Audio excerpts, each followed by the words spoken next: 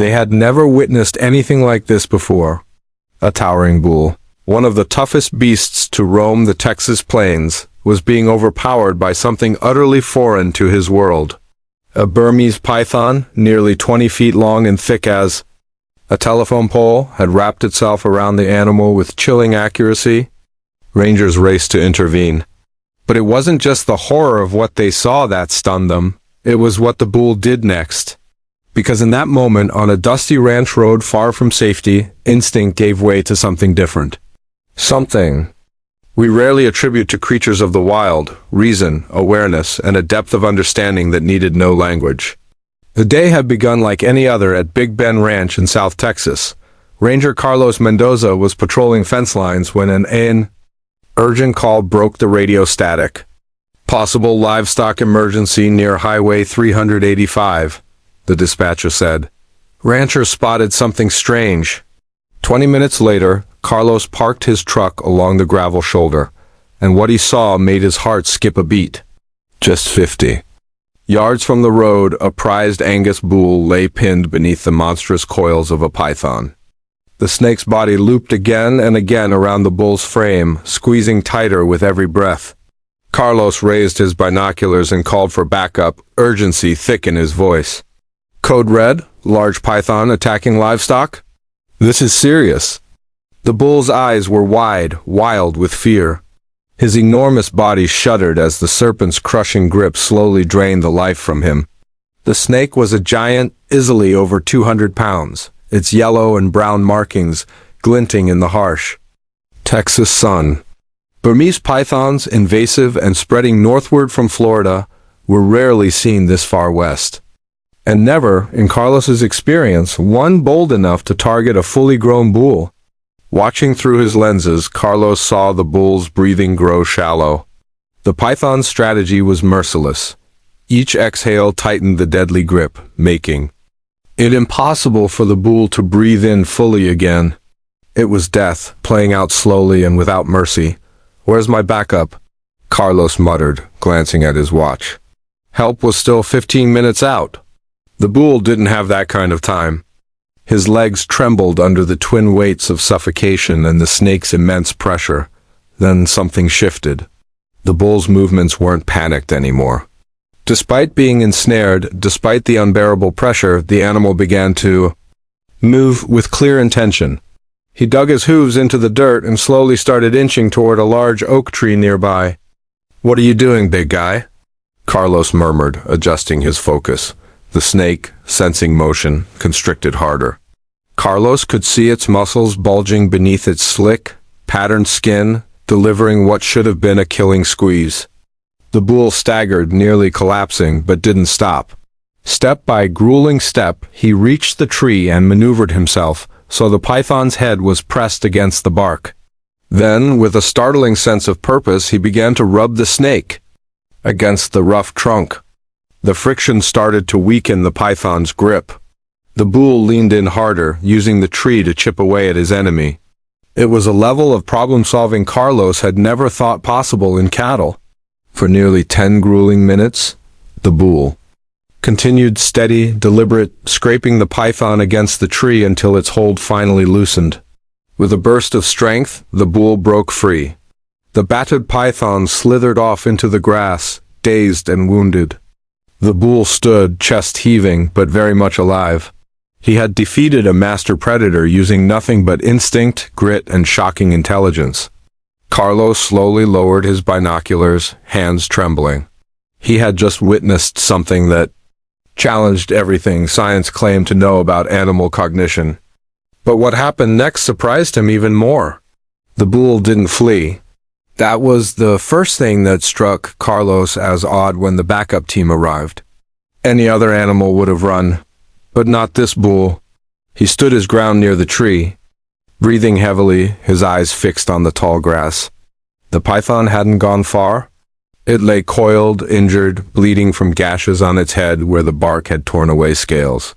Carlos braced for the bull to finish the job, but instead something remarkable happened. The bull took a cautious step forward, then another.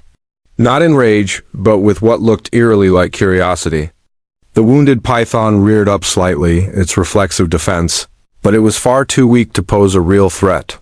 Dr. Sarah Williams, a wildlife vet who had just arrived with the rangers, raised her binoculars, stunned. Carlos...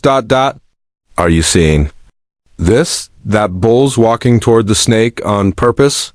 Before we continue this incredible encounter, I just want to ask for your help. If this story is touching your heart, if it's reminding you that nature still holds so many surprises, please take a second to hit that like button. It helps us reach more people who love stories like this. And if you haven't already, make sure to subscribe and tap the bell. These real-life wildlife moments change how we understand the animal world, and with your support, we'll keep bringing them to you. Now back to the bull. He lowered his massive head until it was level with the snake's, and for a moment, long, quiet, and strange predator and prey simply stared at each other. There was no fear, no anger. Just a gaze that held something deeper, something neither human nor animal could fully explain. Something was happening behind those dark eyes, a process the humans couldn't fully grasp. And then the bull did something that left every ranger stunned. He lowered his head and gently nudged the python with his nose, not in anger, not to harm, but as if to check whether the creature was still alive and how badly it was hurt. Just as astonishing was the python's reaction. It didn't flinch, strike, or try to escape. Instead, the huge reptile stayed motionless, almost as if it recognized that the bull meant no harm. Its eyes, usually sharp and emotionless, now reflected something startling, something that almost resembled gratitude. In 30 years of wildlife work, I've never seen anything like this, Dr. Williams murmured into her radio. That bull is guarding the python that nearly killed him. And that's exactly what was happening. When Carlos stepped forward with a capture pole to safely relocate the injured snake, the bull moved between them, protective, uncheckable. His message couldn't have been clearer. The snake was under his watch now. Dr. Williams made a call. No one could have predicted earlier that morning. We're going to treat this python's wounds, with the bull's permission. Slowly, carefully, and under the watchful gaze of the enormous animal, the team worked. They cleaned the gashes. On the snake's head, bandaged its wounds and administered antibiotics. And remarkably, the python didn't resist. It remained calm, as if it understood these humans were here to help, not harm. As twilight fell over the Texas landscape, the bull lay down by the oak tree. The python, now treated and wrapped in light gauze, curled up nearby, not in a defensive coil, but in a posture that could only be described as peaceful. They're choosing to stay near each other, Carlos noted, shaking his head in disbelief. The bull and the python that tried to kill him are keeping company. The veterinary team stayed through the night, setting up a temporary station to monitor the pair. Every few hours, the bull would rise, check on the snake, and nuzzle it, gently with his nose. And each time the python responded, its breathing slowing, its posture softening. By morning, word of the incident had spread like wildfire. Wildlife experts from 3 universities were already en route to observe what many were calling the most astonishing interspecies bond ever documented. But the story wasn't over. In fact, the most unbelievable part was still to come.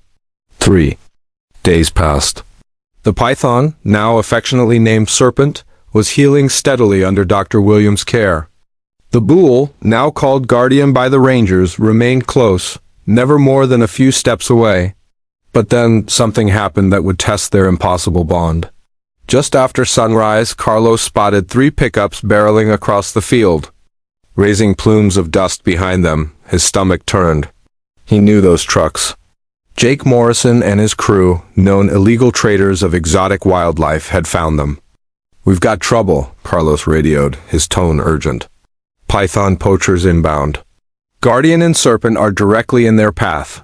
The black market for a 20-foot Burmese python was huge. Tens of thousands of dollars. And Jake Morrison didn't care about laws, only the payday. But somehow, Guardian seemed to sense the threat before anyone else. He rose slowly, towering and steady, and stepped forward, placing his massive body squarely between Serpent and the approaching trucks.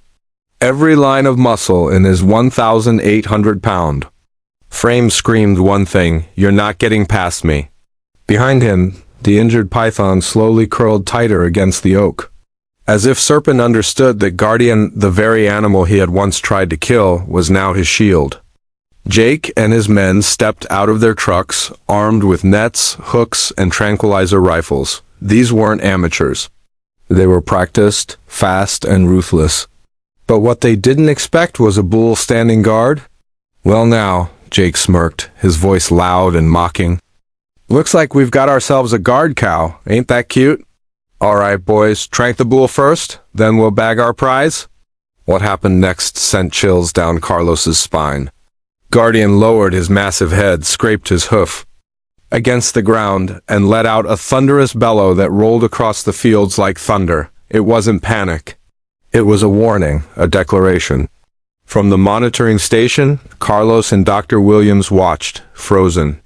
Guardian wasn't running, he wasn't charging blindly. He was thinking. He shifted his position, putting the oak at his back, a move that eliminated the possibility of being flanked.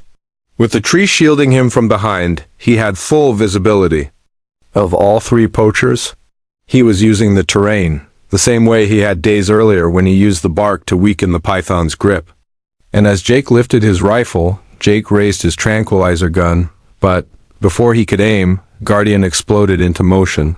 His charge wasn't wild or reckless, it was targeted, tactical. He crossed the distance in seconds, forcing Jake to dive for cover behind his truck. The other two poachers panicked, scattering and dropping their nets, hooks, and tranquilizers in the dirt.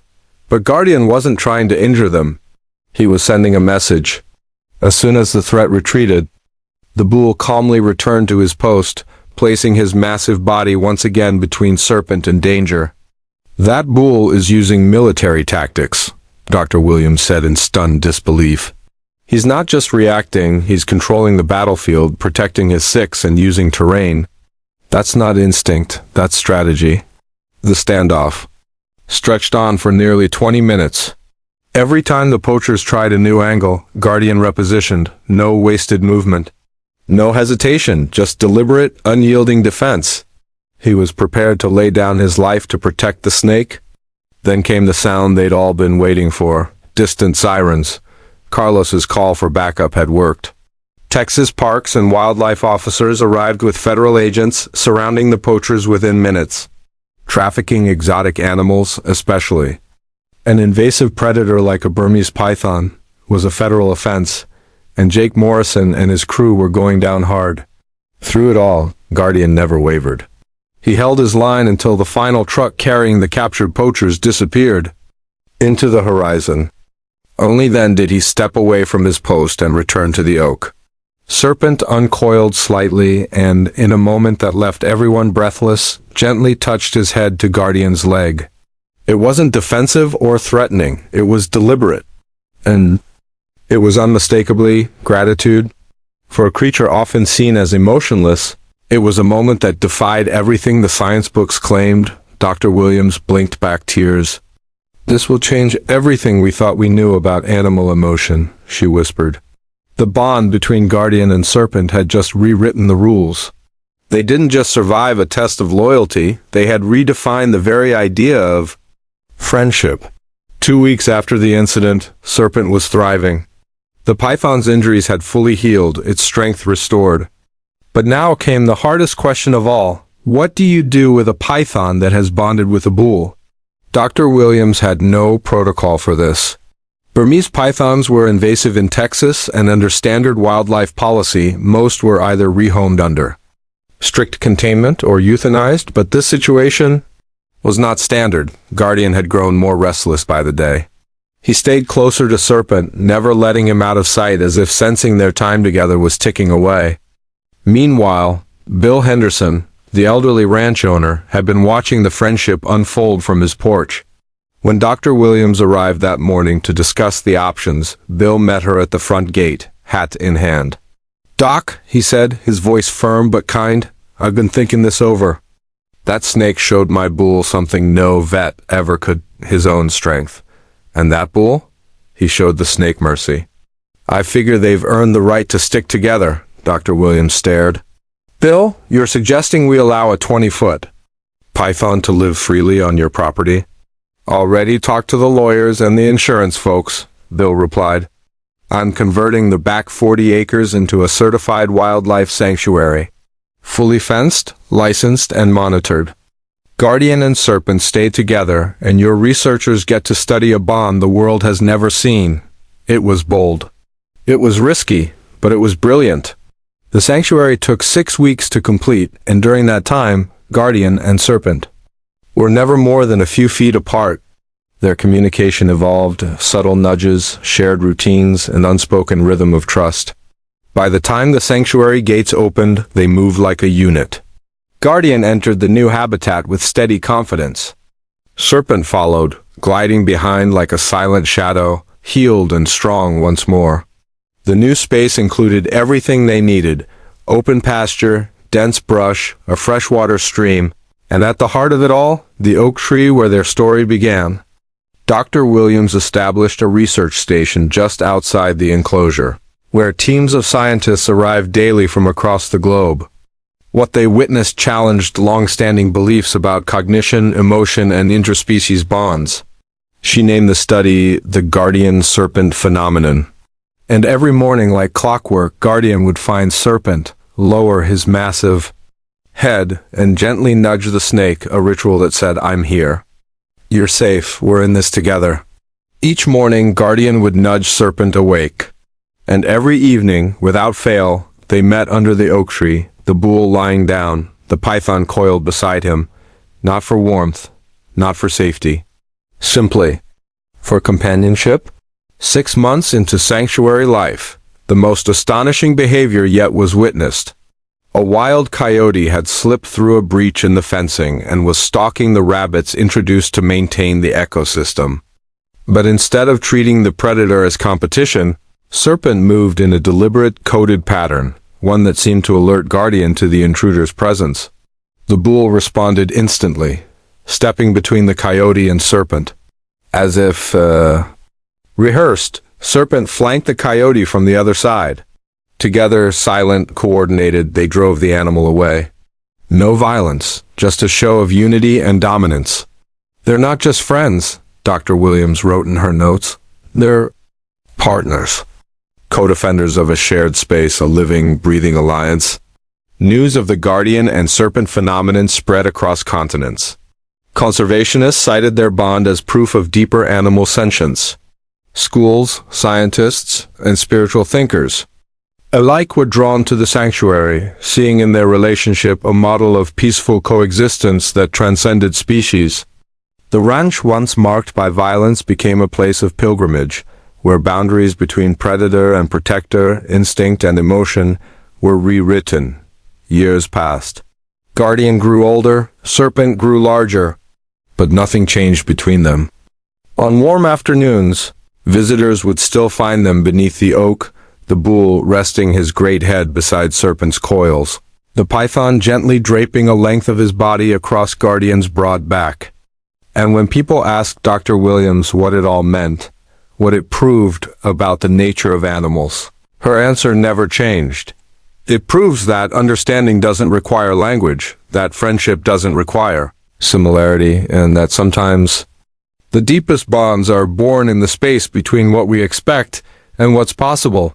The story that began with an attack had become a beacon of possibility. Guardian and Serpent showed the world that the most unlikely relationships can be the most profound, that trust, forgiveness, and even love are not limited by species or instinct or history. Their legacy lives on in every visitor who left.